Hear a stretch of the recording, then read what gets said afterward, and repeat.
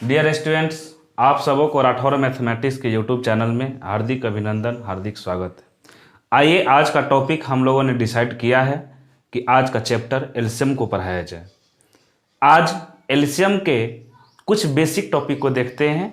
LCM को अगले video में स्टार्ट करते हैं, लेकिन एलसीएम के अंतर्गत जो छोटा छोटा टर्म आता है वह सभी टर्मों को आज हम लोग जानते हैं। सबसे पहले आइए हम लोग देखते हैं कि संपूर्ण संख्याएं क्या होती है। बहुत एग्जाम में पूछता है, जितना भी ऑब्जेक्टिव एग्जाम है इससे जरूर क्वेश्चन पूछता है कि आप बताइए कि संपूर्ण संख्याएं। आपने नाम सुना होगा, नहीं सुना होगा तो ध्यान दीजिए। ये संपूर्ण संख्याएं को अंग्रेजी में हम लोग कहते हैं परफेक्ट नंबर्स। ये वास्तव में परफेक्ट नंबर्स होता क्या है, इसके बारे में थोड़ा जानकारी प्राप्त कीजिए। आप परीक्षा की तैयारी कर रहे हैं, ऑब्जेक्टिव एग्जाम की, आपसे डेफिनेशन नहीं पूछेगा कि बताइए कि संपूर्ण संख्याएं किसे कहते हैं। आप इसके मेन थीम को समझिए कि इसका मतलब क्या होता है। संपूर्ण संख्या क्या होता है? कोई भी संख्या लीजिए, अगर उसके सभी गुणनखंडों का योग अगर दी गई संख्या का दुगना हो जाए, डबल हो जाए, तो ऐसी संख्या ही क्या कहलाती है? संपूर्ण संख्या कहलाती है। आइए आपको लिखित रूप में भी इस चीज को उपलब्ध करा दे। मैटर को कहेगा वैसा संख्या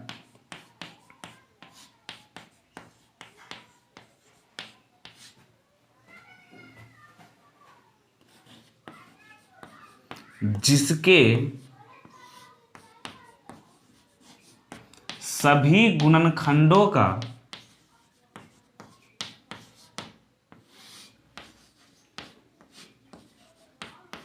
योग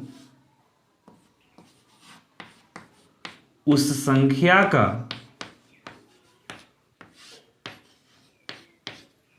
दो गुना हो।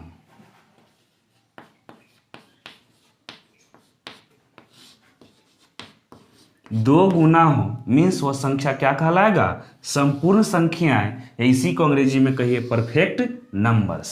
जैसे एग्जाम्पल के रूप में हम लेना चाह रहे हैं 6 को।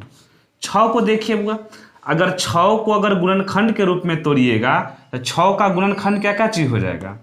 6 का गुणनखंड होगा इसका पहला एक। गुणनखंड का मतलब क्या चीज होता है कि जिस संख्या से भाग दें और पूर्णतः कट जाए, पूरा पूरा कट जाए, शेषफल के रूप में कुछ न बचे, उसी को कहते हैं कि वह उसका एक गुणनखंड है, या यह संख्या से वह संख्या पूर्णतः विभाजित है। 6 का पहला गुणनखंड हो गया 1, 2, 3 और 6। तब पूरा गुणनखंड तो यही 4 हो गया बउआ। कहता है कि गुणनखंडों का योग तो निकालना चाहते हैं, इसलिए सभी गुणनखंडों का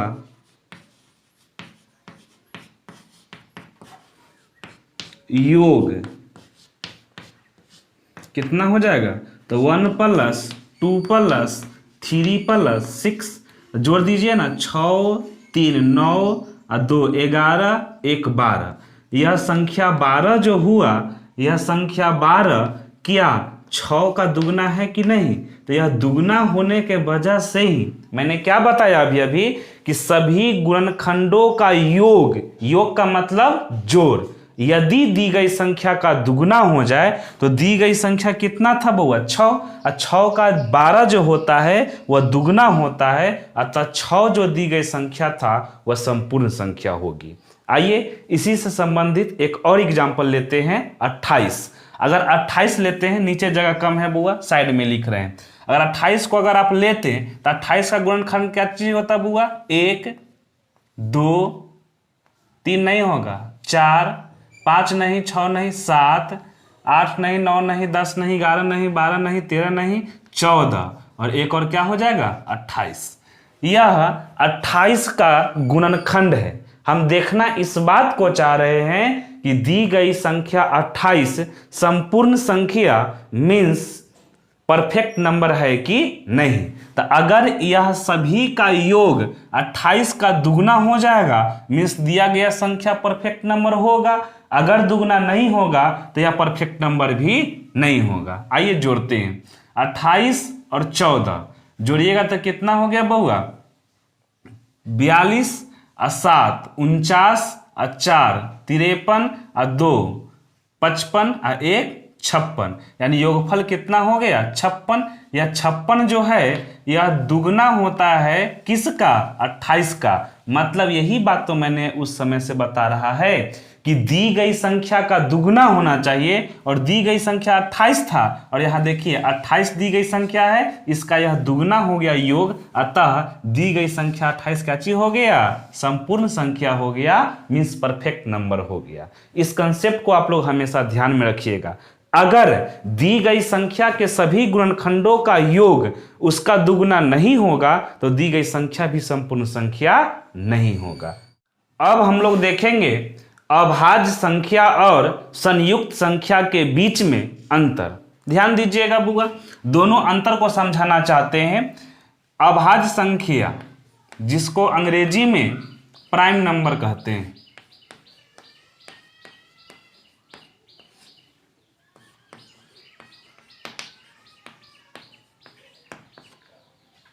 और एक और शब्द मैंने बताया संयुक्त संख्या,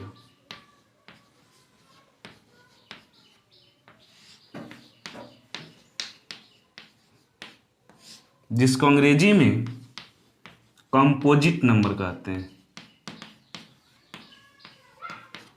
ध्यान दीजिएगा, यह दोनों के डिफरेंस को मैं बताना चाह रहा हूं। अभाज्य संख्या उसे कहते हैं कि ऐसी संख्या जो एक एवं स्वयं के अलावा किसी अन्य संख्या से न कटे अभाज्य संख्या कहलाता है। मतलब क्या हो गया बुआ? कि वैसी संख्या जिसका केवल 2 गुणनखंड होता है वह अभाज्य संख्या कहलाता है। एक मतलब अभाज्य संख्या में क्या लिखेंगे कि जिसका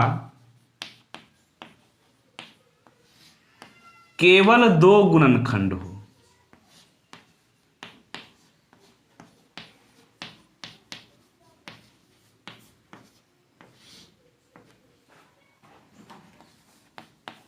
गुणनखंड हो, जैसे 2 3 5 7 etc।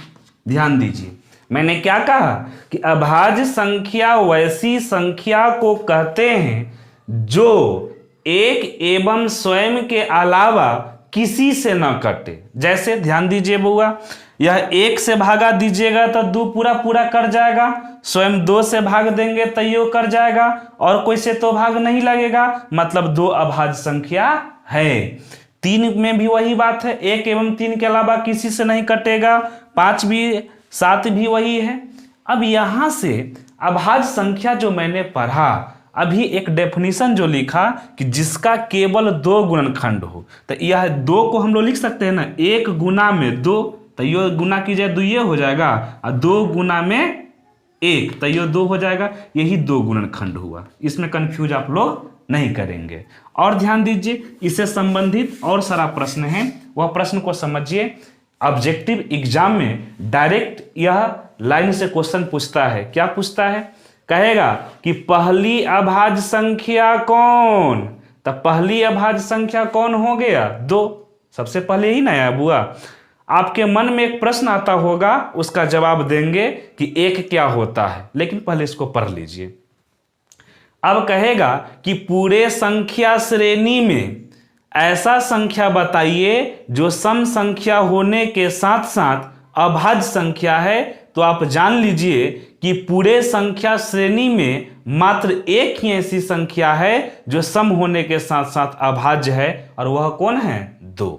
यहां से 2 कंसेप्ट आ गया, पहली अभाज्य संख्या 2 और सम अभाज्य संख्या 2।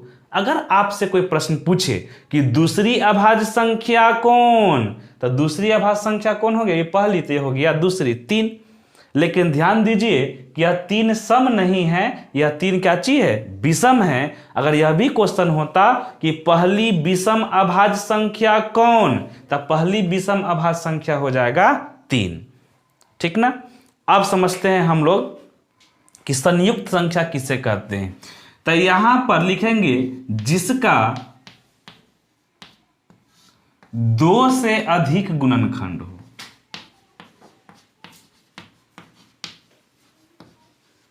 दो से अधिक गुणनखंड हो वह सब के सब क्या कहलाएंगे? संयुक्त संख्या।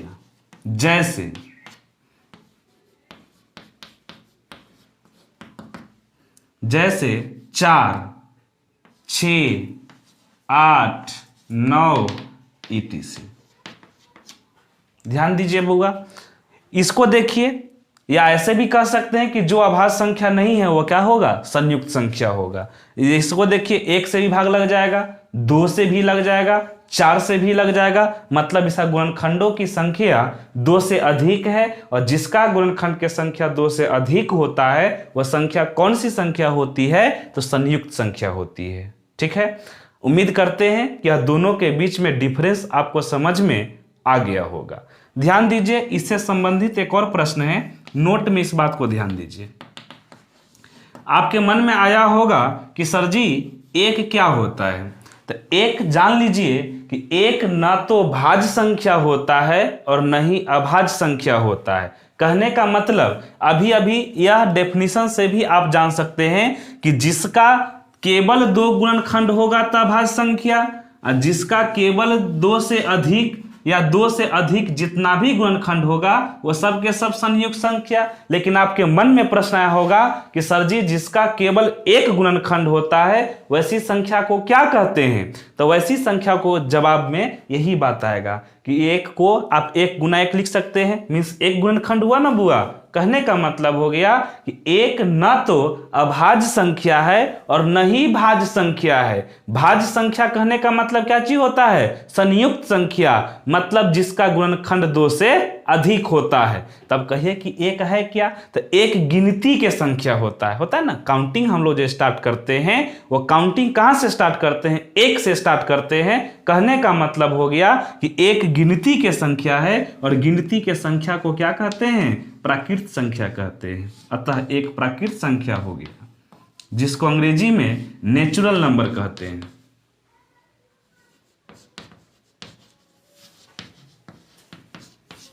उम्मीद करते हैं कि यह बात आप लोगों को अच्छा से समझ में आ गया होगा। आइए अगले टॉपिक को देखते हैं।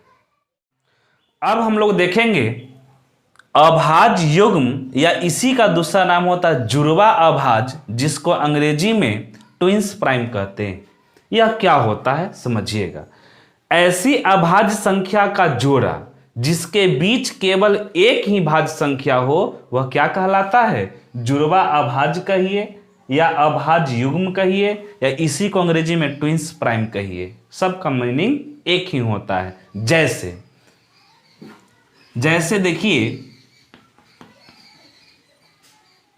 3 और 5 ये जोड़ा लिया मैंने।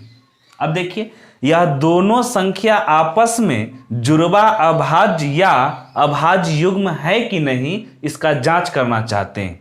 तो 3 के आगे क्या होता है? 4, और 5 के पहले 4, मतलब दोनों के बीच में 4 होता है। और 4 भाज्य है कि नहीं? भाज्य होने का नियम क्या हो गया कि जिसका गुणनखंड 2 से अधिक हो, या यूं ऐसे कहे कि जो 1 एवं स्वयं के अलावा किसी अन्य संख्या से कट जाए वह क्या कहलाता है? भाज्य संख्या। तो यह बीच में एक 4 है ना बउआ, भाज्य संख्या। अतः यह दोनों आपस में क्या हो गया? जुड़वा अभाज्य। और आगे देखिए, और देखिए 5 और 7, 5 और 7 के बीच में 6 आता है जो कि भाज्य संख्या है ना। आगे देखिए 11 और 13, यह दोनों भी आपस में जुड़वा अभाज्य संख्या हो गया etc। कहने का मतलब कंसेप्ट आप हमेशा ध्यान में रखिएगा। आपसे कोई पूछे कि बताओ कि जुड़वा अभाज्य संख्या किसे कहते हैं या अभाज्य युग्म किसे कहते हैं, तो कहिएगा कि ऐसी 2 अभाज्य संख्या जिसके बीच में केवल एक अभाज्य संख्या हो, ऐसी 2 आपस में अभाज्य संख्या जुड़वा अभाज्य संख्या कहलाती है, जैसे यहां समझाए हुए हैं। ठीक है, अब आगे देखते हैं।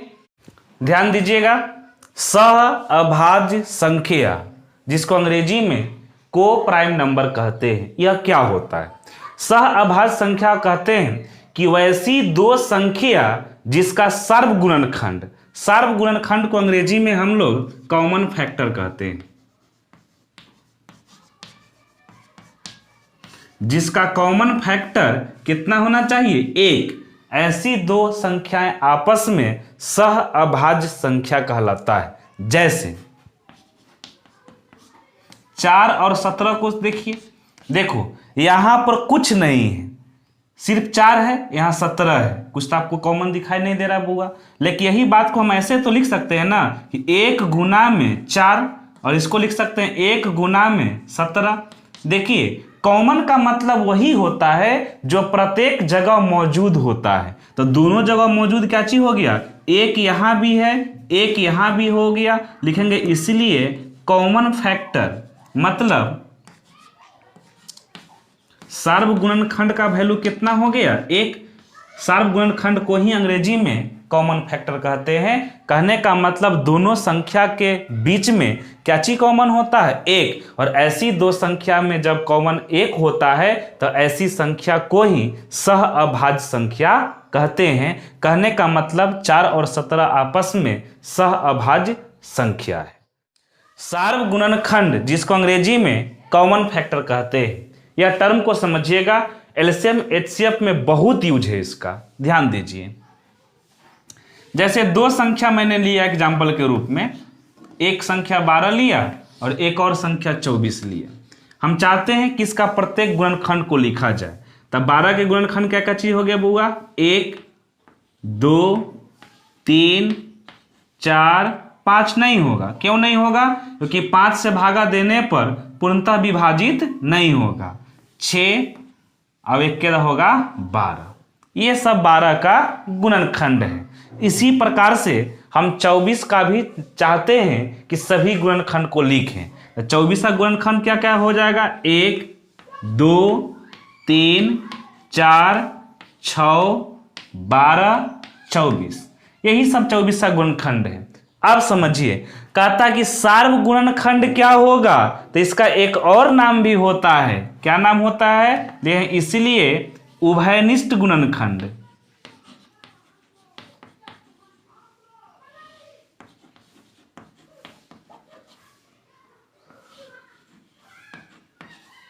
या इसी को हम लोग कहते हैं सार्वगुणनखंड।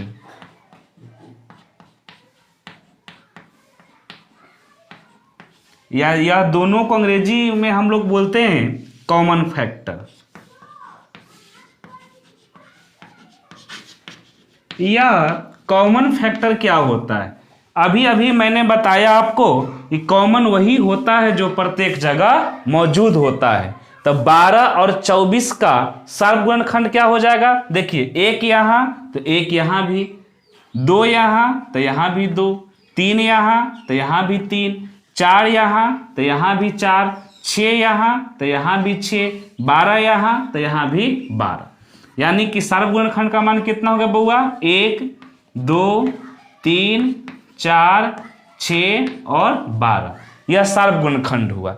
यह कोई जरूरी नहीं होता है कि छोटी वाला संख्या का प्रत्येक एलिमेंट बड़ी वाला में मिल जाए। यह संयोग था कि यहां पर मिल गया। उम्मीद करते हैं कि आपको सार्वगुणनखंड या कॉमन फैक्टर समझ में आ गया होगा। आइए एक और इससे संबंधित टॉपिक को ले ध्यान दीजिएगा।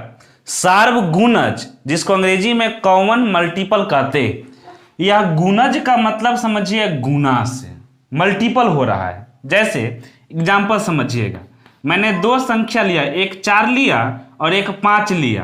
कहता कि बताइए कि दोनों का सार्वगुणज का मान कितना, मतलब कॉमन मल्टीपल कितना। तब ध्यान दीजिए, 4 का मल्टीपल हम लिखना चाहते हैं।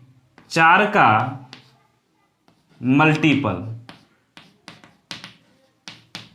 4 के मल्टीपल कितना हो जाए बुआ? 4 का 4 गुना कर दीजिए ना, 4 दूनी के 8, 4 तिहाई 12, 4 चौका 16, 4 पचे 20, 4 छक्के 24, 4 सत्ते 28, 4 अट्ठे 32, 4 नमाई 36, ऑनवर्ड आगे की तरफ चलता चला जाएगा इसी प्रकार से।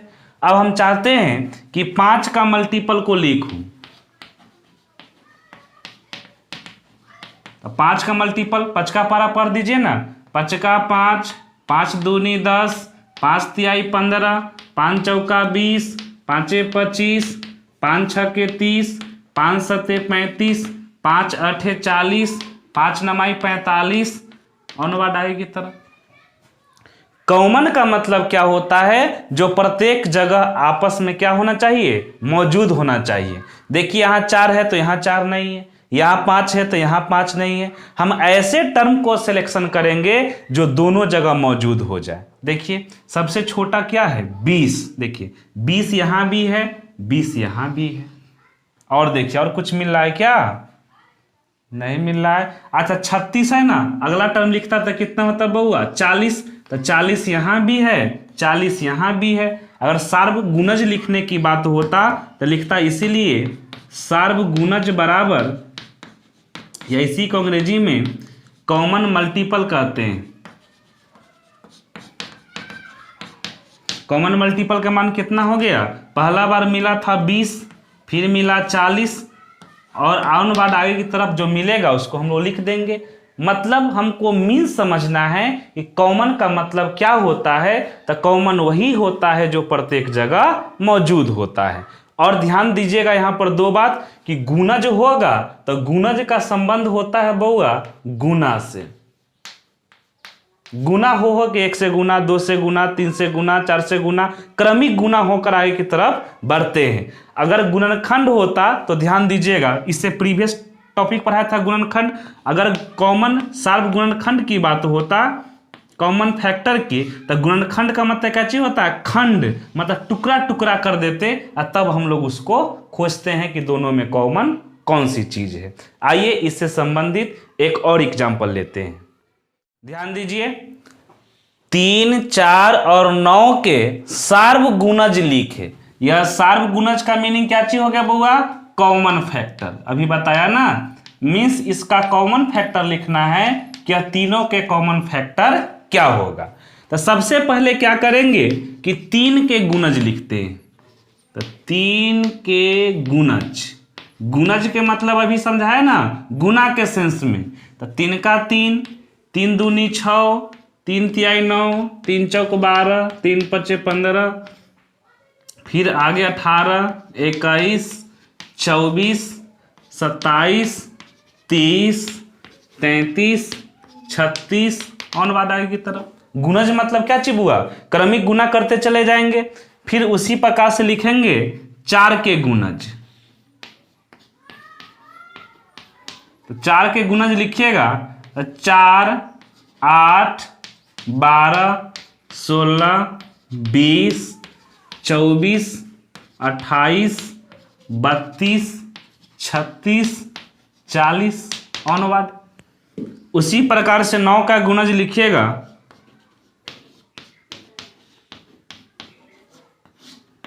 9, 18, 27, 36, 45। अनुवाद आगे की तरफ।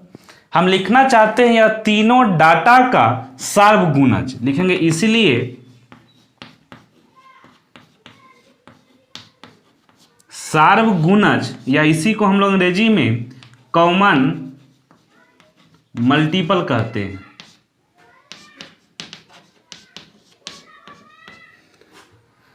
एक बात ध्यान दीजिएगा, यह मिस्टेक से यहां फैक्टर लिखा गया था, इसको मल्टीपल कर दीजिए।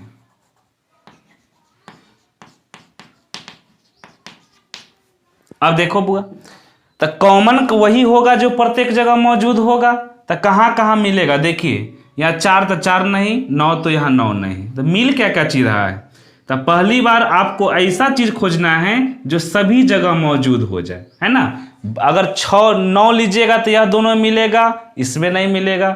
12 लीजिएगा तो यहाँ है लेकिन इसमें नहीं है। हमको खोजना ऐसा है जो तीनों जगह मौजूद हो जाए। तो बताओ कि सबसे पहले क्या मिलेंगे। तो सबसे पहले मिलेगा 36। देखो यहाँ भी 36 है ना बुआ, यहाँ भी 36 है और यहाँ भी 36 है, अर्थात तीनों जगह मौजूद हो गया।